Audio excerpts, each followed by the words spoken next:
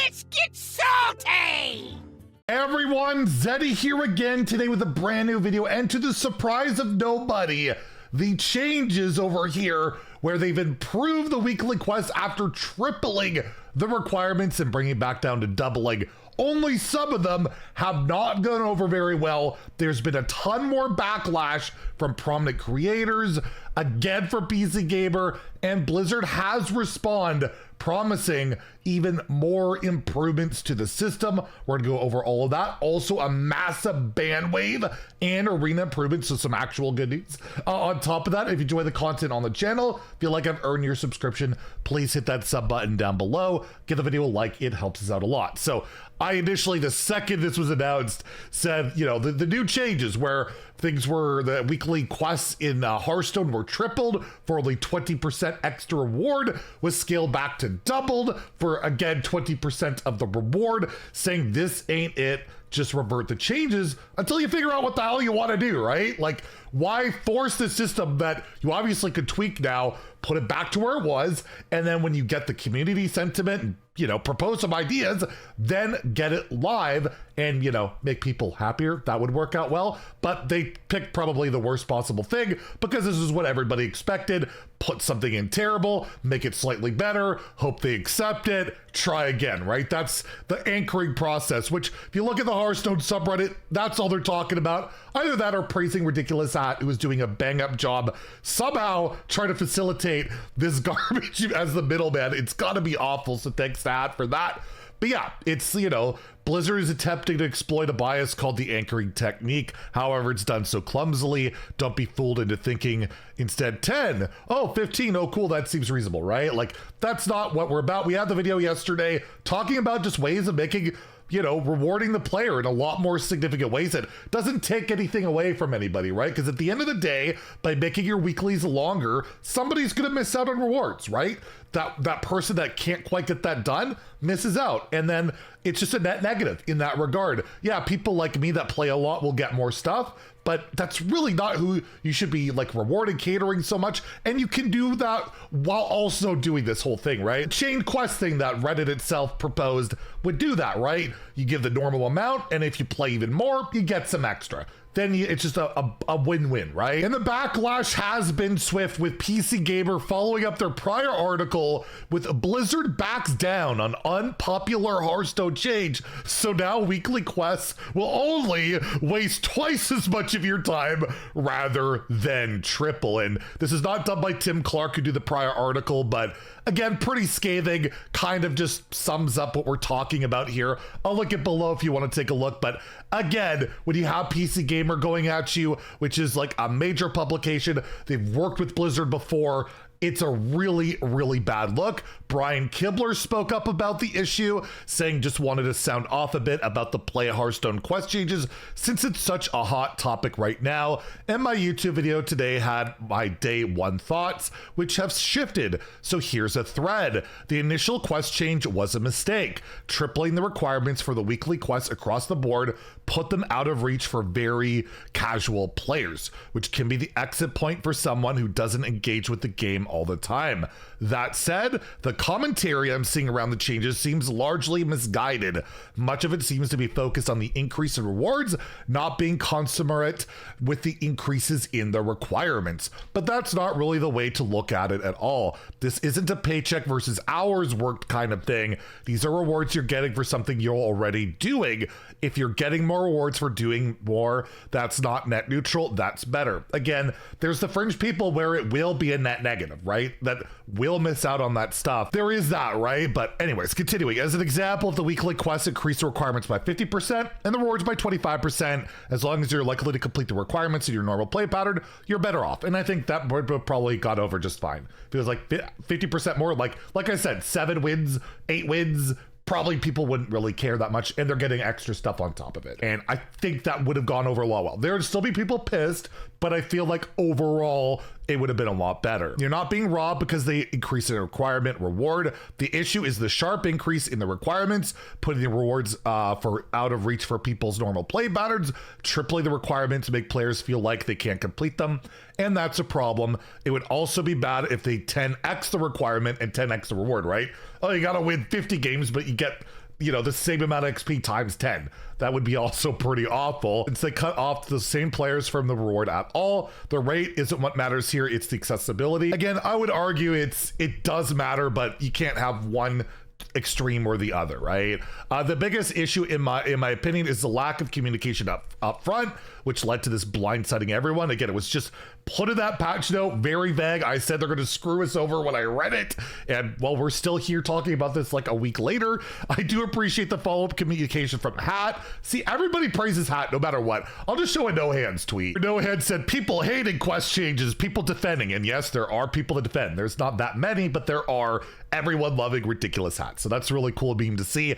I also noted that Ark Hellscream uploaded like a rant video about it. I watched the whole thing. He gets very upset, so if you want to see his takes on everything, again, echoing a lot of what we're saying, but more targeted at those executives for just being, like I've been saying, out of touch. It just feels like they're out of touch or incompetent or both. I don't know what it is, but it's been really jarring. So with all this going on, Ridiculous Hat did want to clarify this, which should have been included the patch notes. Like, it's just silly they didn't do this, but he said to make sure this is clear, this is the first round of quest tuning we are doing, not the only round. We're going to monitor data, listen to your feedback, and work to rebuild your trust. Like, the fact that they destroyed trust over this, it is so unnecessary and stupid, but yeah, they really have. And even with me, and again, these changes technically just benefited me, but I care about the health of the game, not so much just me. I'm not selfish like that, or at least I hope I'm not.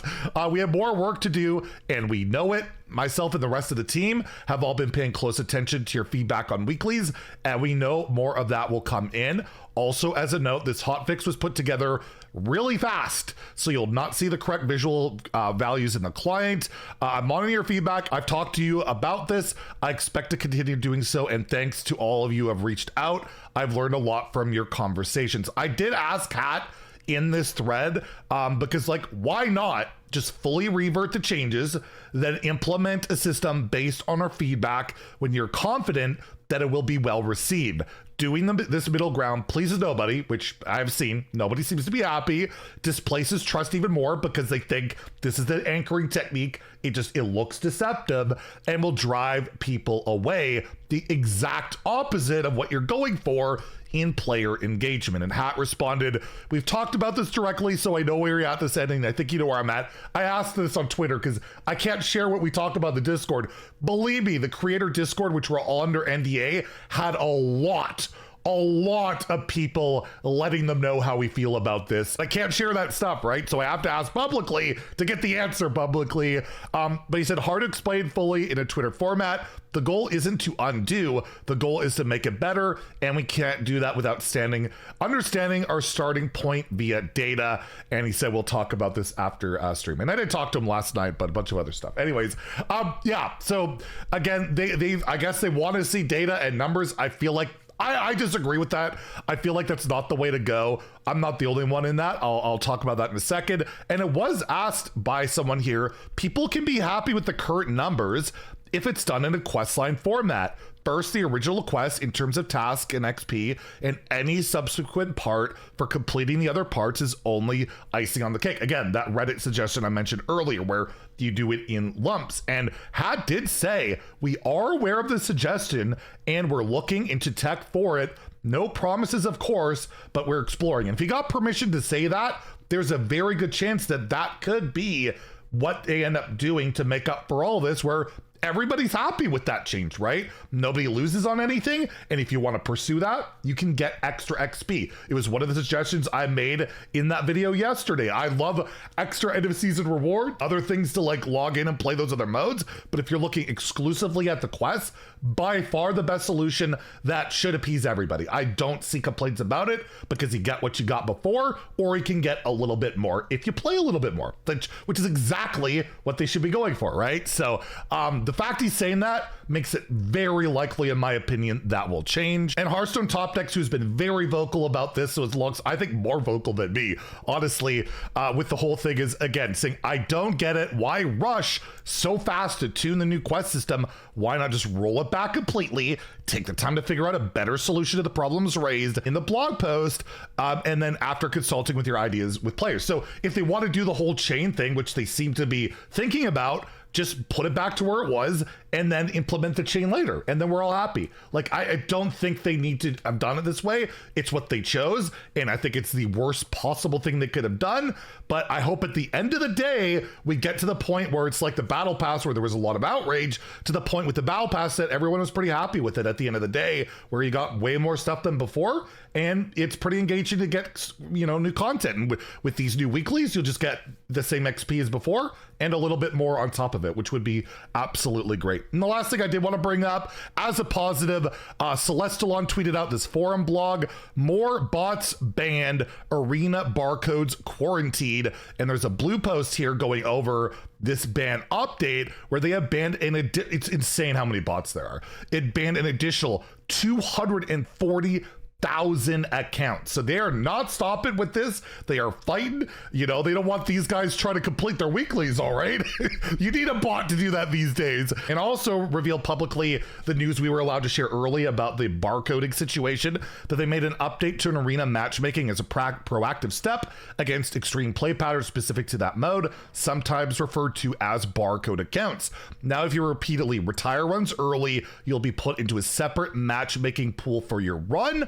Being able to retire an arena run early is an important feature for when you want to play a different deck, but for a small percentage of players, it's used to repeatedly draft new decks until they get one they consider extremely strong. This change preserves the ability for those players to find and play with those extremely strong decks if they want to, but they'll have to play against each other if they do, for a fair overall play experience for all players. So good to hear. I've noticed the botting being a little bit better in Wild.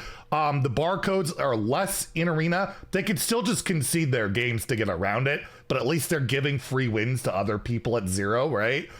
It makes it a lot more stomachable, and they're going to keep fighting the bot stuff, which is a really good thing. So again, really good news from the dev side of things, and I really hope the corporate stooges start, you know, getting their shit together with all this quest stuff and golden Hearthstone brews and 10-year events and early access cards. Stop with the crap is what I'm going to keep on saying. So yeah, let me know what you guys think about all this in the comments down below. I'm hoping the next few days of videos, we don't talk about this for a bit until we get an update on all this stuff. But yeah, at least it does seem like there might be light at the end of the tunnel for this situation. Anyways, if you enjoyed the video, please like and subscribe. Have a great day and stay salty, my friends.